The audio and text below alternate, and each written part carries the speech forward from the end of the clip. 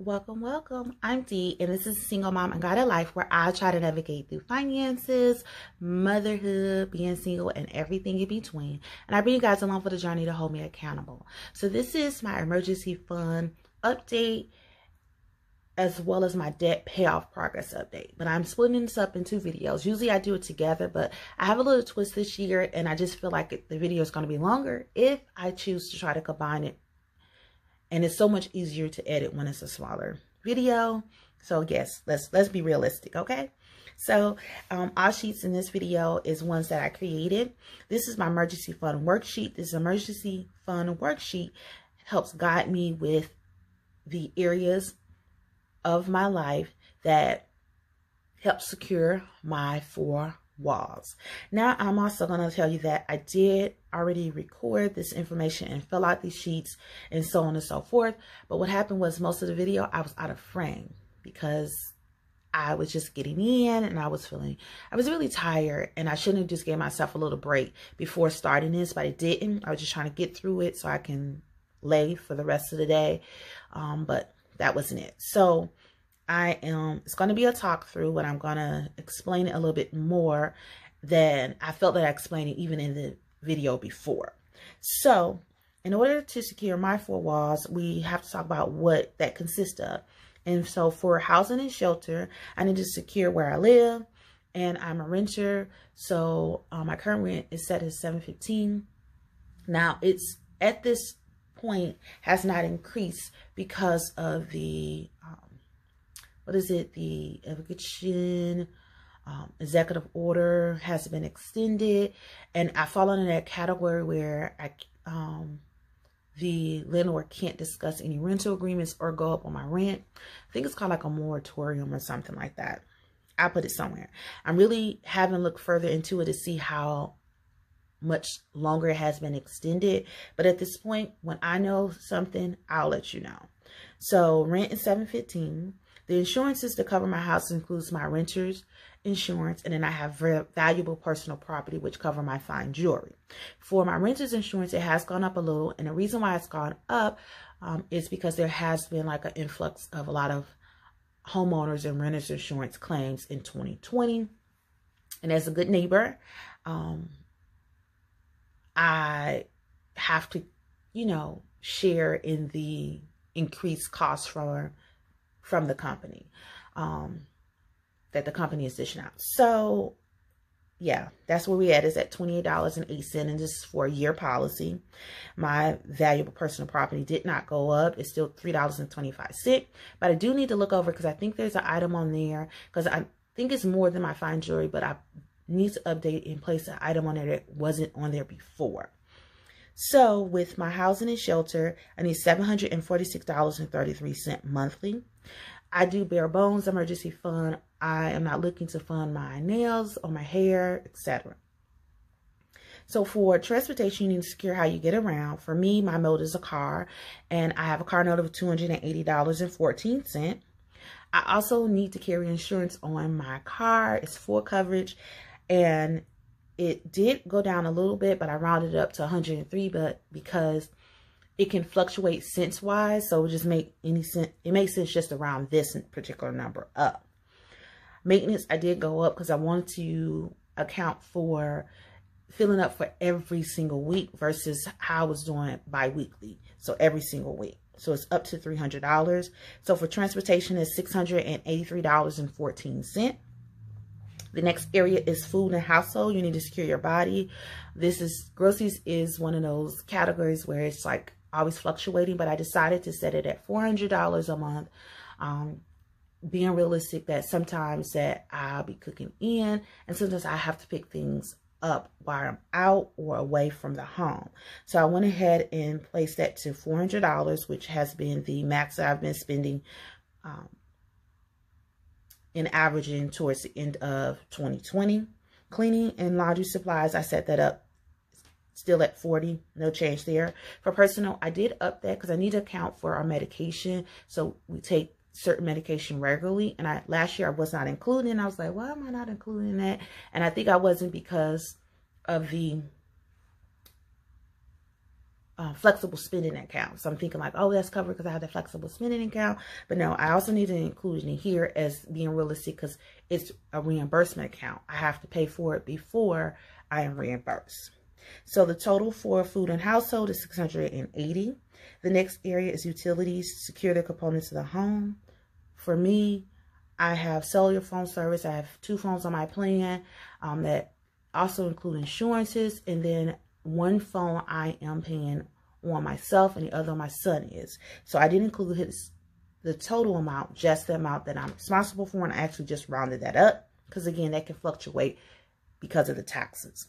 Now for the water, I had it set at $100 last year, and the last 6 months of 2020, the amount was actually less than 75. So I decided, oh, I'll bring it down to 75. But I get the bill that's due in February, and it's actually 79. So that led me to remember the reason why I had set it up so high was because the highest bill I received, I believe, was like $96 within the 3 years that I had lived here.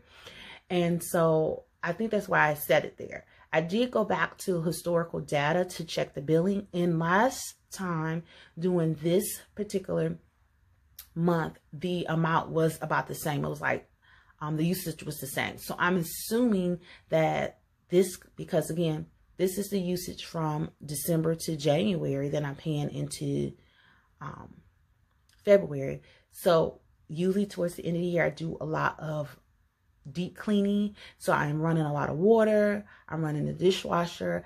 I'm deep cleaning the washer and dryer. I am going through and doing deep cleaning of different areas of the home. So we're going to see if this is a trend. And if it's a trend, then we have to look into 1 or 2 things that's going on. Still a issue with the plumbing, with the running toilet, and we need to have a serious resolution this time because I don't want to keep allowing someone to come into the home multiple times for the same issue. So we're going to keep an eye on that. The next area is electric and gas. Like in your home is how do you heat it? How do you cool it? And for me, it's electric.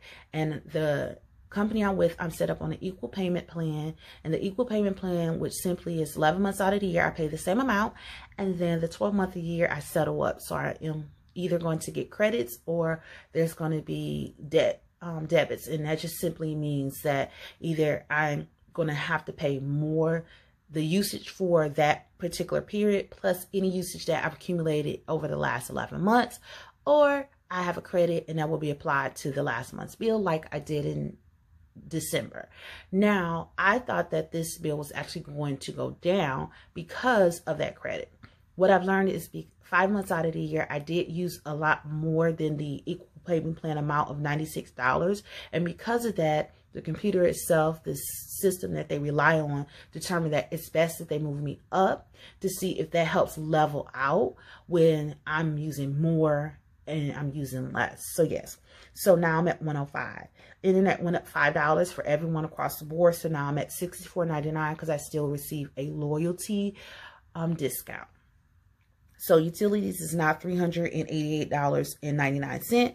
That gives me a grand total for 1 month, $2,498.46. Now I can round that up to $2,500. But I'm going to do that towards the end, and I'm not going to worry about it at this current time. If it bothers you, I'm sorry, but it doesn't make any difference to me if I do this at the beginning or the end.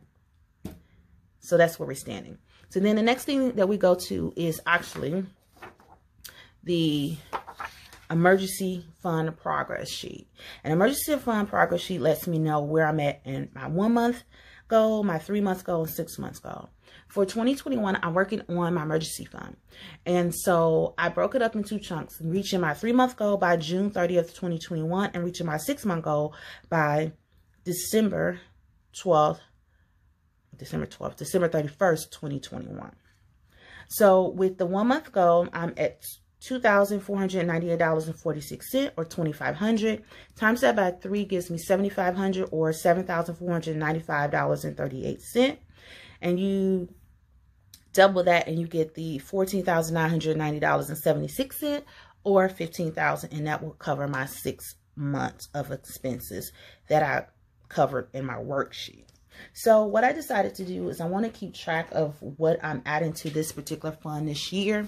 And so I do use the Gooseby's Twin planner as my catch-all planner about my life. So I decided that I was going to actually look into the trackers. And I was able to find this tracker from Megan from Her Courage to Plan. She had trackers and she had some challenges, that savings challenges bundled. And it was like $5 and something if you wanted to get the, what would you call it?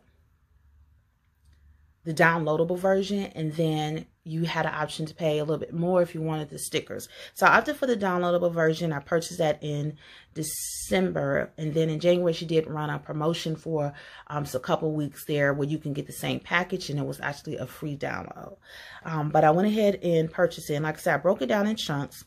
And the reason why I broke it down in chunks is because, again, that's how my brain's going to operate and I feel accomplished. I think I became overwhelmed with trying to do so much at once last year that I looked around and felt like I didn't accomplish too much. And so that's another reason why I did break up my emergency fund progress and my monthly debt update. They're going to be 2 separate videos at this point because I have a little twist that's going on. So my end of year balance on December 30th was $3,704.56. Now, I did receive an interest of 84 cents, so that was $3,705.40. Additionally, I did receive my stimulus, and I did decide that I was going to put all of that stimulus money towards our emergency savings fund because I was not sure if this was a contract year for my department. There was a clarification, and it's not a contract year, but I still work in a volatile industry, and therefore I want to prepare myself the best way I can because there's a lot of changes that's coming about. So I went ahead and left that in the account. So that's $4,905.40. Then I received interest in mid-month of 2 cents, and that was $4,905.42. The reason why I'm receiving interest in the middle of the month is because I have 2 separate accounts. I have savings account that I can easily access, and then I have a savings account that can take up to 3 days for me to receive any money from that. And the reason why I separated that additionally was to help me with savings because I'm a natural spender. And 2, the reason why I kept that account open is because I had a long history with this company. I just was not being consistent, and they do offer better interest rate than my local bank. But again, I want to be able to, if I have a mini emergency, being able to cover that. So that's why I have those 2 separate accounts. So this first interest comes from the larger amount, and then the smaller one comes from the mini savings amount. And so additionally, for my income breakdown, so my end of budget, which my budget actually ends on the 28th of January, I was able to, at this current time, put $150 from my end of budget. Now, I realized after I did that I wasn't supposed to do that. But I decided to keep it there because I knew that I was sending a stimulus, and I said I wasn't going to send anything more at this current time because I wanted to, you know, try to get myself back to where I'm kind of doing savings and paying off debt at the same time and not feeling like I'm giving more to one over the other. And it was a good suggestion to put it towards debt, and then I explained them why I wasn't putting it towards debt and why I still decided not to move it from there. I did decide that I was going to participate in a 0-out challenge. If you're not familiar with that, definitely check out Rochelle Addison Budgets here on YouTube, and she'll go into detail what that exactly is. For me, I decided to do that towards my envelope system. So every 2 weeks, this is what I'm going to do. I'm going to try my best to have money left over and put it towards my emergency savings fund. So at this current time, that was on the 15th. It was an envelope system deposit of 30 cents because I only had 30 cents left from restaurants. So I went ahead and put it there. So that leaves me with a total of $5,055.72. So I go here and I put that information right here where it says progress. And I asked myself if I met the 1 month goal. Yes, I put a check. Did I meet my 3 months goal? No, I put an X. What about 6 months? No. Then I look at what I actually need. So for my 3 months goal, I actually need $2,439.66, or we can round it up to $2,500. And then for my 6 month goal, I need $9,935.04, and we can round it up and say $10,000. So that's where that $10,000 that you want to save for the year comes from, because I knew that this would be centered around my emergency fund. So this is my emergency fund progress at this current time. There has been some changes, some things that's been going on that has kind of pushed me back. So I am behind, and we'll discuss it in a later video. But I just wanted to go ahead and get this over with. And then in my next budgeting video, which should be like Wednesday, you'll see where I'm at when it comes to my debt. Additionally, what I decided to do is to help me with, you know, a visual. And I did opt for Plan Your Life with the Bread 26-week money saving challenge, and check out her channel. The way she's doing it is I think it's like each week she goes in and she pulls one of our names and the amount that we chose, and then she stuffs that in this particular challenge. I'm just choosing to, you know, just fill it in as I go along based on what I am actually saving. So I total with this was 13 from the beginning of the year to now. It was like 1351.16. So I just rounded down to 1350, and I filled out all of the squares that would total up to 1350, and that's where we at for January currently. So I'm going to see how these saving challenges, a lot of people rave about saving challenges, and the reason why they do them is because simply it just makes it interesting and fun, because budgeting should be fun. It should not be stressful. Okay. So with that being said, I would love for you to be part of my village. So if you clicked on this video and love the content, go ahead and hit that subscribe button. To all my returning subscribers, I thank you. To my new subscribers, I thank you for joining in. Everyone hit that thumbs up, and please share this with your family, your friends, and your coworkers. Peace out.